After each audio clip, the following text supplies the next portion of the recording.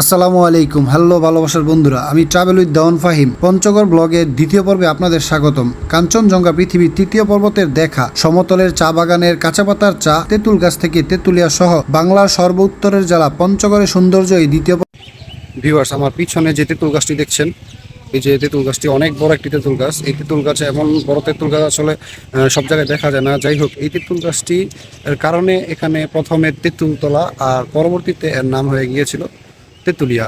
খুব ভোর সকালবেলা এবার আমরা কাঞ্চনজঙ্ঘার ভিউটা দেখার জন্য ডাকবাংলোতে চলে যাচ্ছি, কেননা ডাকবাংলো থেকে কাঞ্চনজঙ্ঘার ভিউটা খুব সুন্দর দেখা যায়। এটা হচ্ছে মহানন্দা নদী, আর এই মহানন্দা নদীর উৎপত্তিস্থল হচ্ছে ভারতে। আর ভারত থেকে এই মহানন্দা নদী বয়ে চলে গেছে বাংলাবান্ধা তেঁতুলিয়ার পাশ দিয়ে, আর এটা আবার ইন্ডিয়াতেই প্রবেশ করেছে। আর এই মহানন্দা নদীর ওই পাটটাতেই হচ্ছে ভারতের সীমানা দেওয়া বা ভারত। আর আমাদের যেই আজকে যেই দেখার জন্য আমরা এসেছি যে কাঞ্চনজঙ্ঘা, সেই কাঞ্চনজঙ্ঘার ভিউটা আসলে এই যে এই উত্তর দিকে এই ভারতের সীমানা পেরিয়ে নেপাল, এই নেপালের ভিতরেই কাঞ্চনজঙ্ঘা যে পাহাড়টা, যেটা হচ্ছে পৃথিবীর তৃতীয় বৃহত্তম পর্বতশৃঙ্গ, সেই কাঞ্চনজঙ্ঘার ভিউটা দেখার জন্য আমরা এখনও এখানে অবস্থানে আছি। আসলে কিছুদিন যাবৎ শুনতেছি যে এখানে নাকি কাঞ্চনজঙ্ঘার ভিউটা তেমন পাওয়া যাচ্ছে না। অন্যান্য সময় এই সময়টাতে এই অক্টোবর নভেম্বর মাসেই কিন্তু কাঞ্চনজঙ্ঘার ভিউটা খুবই সুন্দরভাবে দেখা যায়। কিন্তু এখন দেখি কি অবস্থা, বাকিটা সময় আরও ধৈর্য ধরে আমরা দেখার জন্য অধীর আগ্রহে অনেক মানুষ এখানে বসে আছে। বাংলাদেশের পঞ্চগড় জেলার এই ডাকবাংলোতেই পঞ্চগড়ের ডাকবাংলোতেই আপনার কাঞ্চনজঙ্ঘা ভিউটা খুব সুন্দর দেখা যায়। এছাড়াও ঠাকুরগাঁও থেকে দেখা যায়, লালমনিরহাট থেকে দেখা যায়, আবার পঞ্চগড়ের এই যে বাংলাবান্ধা জিরো পয়েন্ট বাংলাবান্ধা যে স্থলবন্দর, সেখান থেকেও দেখা যায়। বিভিন্ন জায়গা থেকেই দেখা যায়। তবে সবচেয়ে বেস্ট দেখার প্লেস বা জায়গা হচ্ছে এই মহানন্দা নদীর তীরে যে বাংলাদেশের যে তেঁতুলিয়া ডাকবাংলো, এই যে আমার উপরেই দেখতে পাচ্ছেন ডাকবাংলো, এই ডাকবাংলো থেকে আপনারা এখানে এসে তারপর এই কাঞ্চনজঙ্ঘা ভিউটা দেখতে পারবেন। তেঁতুলিয়া ডাকবাংলো, আর এই তেঁতুলিয়া ডাকবাংলোতে আপনার এই যে উত্তর পাশটায় দেখছেন মহানন্দা নদী, আর এই উপর থেকে দাঁড়িয়ে দেখুন কতজন মানুষ আসলে দাঁড়িয়ে আছে। সবাই কাঞ্চনজঙ্ঘার ভিউটা দেখার জন্য এখানে এসেছে। এখানে প্রায় বাংলাদেশের বিভিন্ন জায়গা থেকে টুরিস্টরা আসে শুধু এই সময়টাতে, অক্টোবর নভেম্বরে কাঞ্চনজঙ্ঘার ভিউটা পেতে।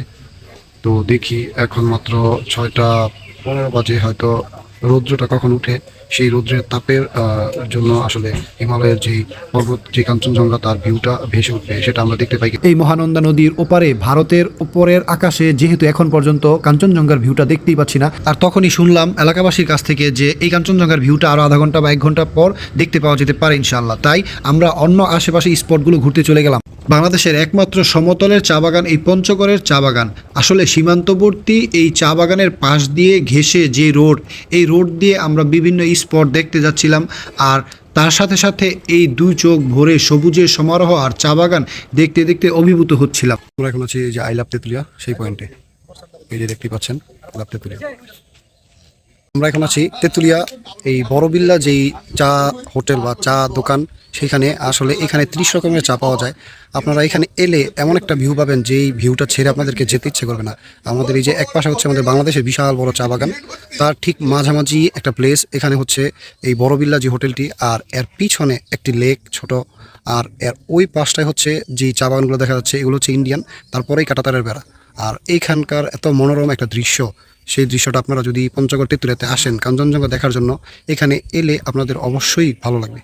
পঞ্চগড়ের তেঁতুলিয়ার নাম করা কাঁচা পাতার চা, আর এই তেঁতুলিয়ার একমাত্র এই বড়বিল্লা যে হোটেল বা চায়ের দোকান, এই চায়ের দোকানেই একমাত্র সবচেয়ে ভালো এবং বেস্ট মানের চায়ের যেই স্বাদ, সেটা পেতে হলে আপনাকে এই বড়বিল্লায় আসতে হবে। আর কাঁচা পাতার যে চা, সেটা খেতে হবে। আপনি যদি একবার খেয়ে থাকেন তাহলে বুঝতে পারবেন কতটা স্বাদ। আপনি কখনোই একবার খেলে সেকেন্ড বার আপনার না খেয়ে এখান থেকে যেতে ইচ্ছে করবে না কোনোভাবে। এই প্লেসটা একটা ভিউ পয়েন্ট, আর এই ভিউ পয়েন্টটা হচ্ছে যে ওই যে অদূরে দেখা যাচ্ছে, আসলে ক্যামেরাতে স্পষ্ট না বাট চোখে একদম স্পষ্ট, ওটা হচ্ছে ইন্ডিয়ার একটা ব্রিজ। আর ওই ব্রিজের আসলে সামনের পাশটা হচ্ছে শিলিগুড়ি, আর পেছনের পাশটা হচ্ছে উত্তর দিনাজপুর।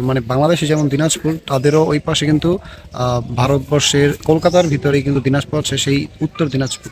তেঁতুলিয়া আসলে এই বাস না দেখে যাবেন না, কেননা এই যে এই বাসটা, এটা হচ্ছে তাইওয়ান, আর অনেক মোটা এই বাস।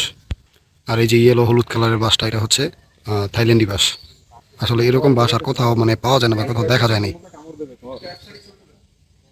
অবশেষে একটু আনন্দের বার্তা পেলাম আল্লাহ তাআলার কাছ থেকে। আসলে আমাদের চোখে আমরা কিছুটা হলেও কাঞ্চনজঙ্ঘার সেই ভিউটা দেখতে পেয়েছি, যা মোবাইলে ধারণ করতে পারিনি। মহানন্দা নদীতে পাথর তোলার দৃশ্যটা এতটাই সুন্দর যেটা আপনি নিজ চোখে না দেখলে বুঝতেই পারবেন না। যাই হোক, আমার এই ভিডিও থেকে যতটুকু দেখতে পাচ্ছেন কিছুটা হলে আপনারা বুঝতে পারবেন। দেখুন এই মানুষগুলো, বাংলার মানুষগুলো, তারা কত কষ্ট করে এই মহানন্দা নদী থেকে পাথর সংগ্রহ করে এই টিউবের সাহায্যে নিয়ে আসে, তারপর এগুলোকে বাছাই করে উপরে রাখে। এই পাথর বিক্রি করে এই মানুষগুলো জীবিকা নির্বাহ করে।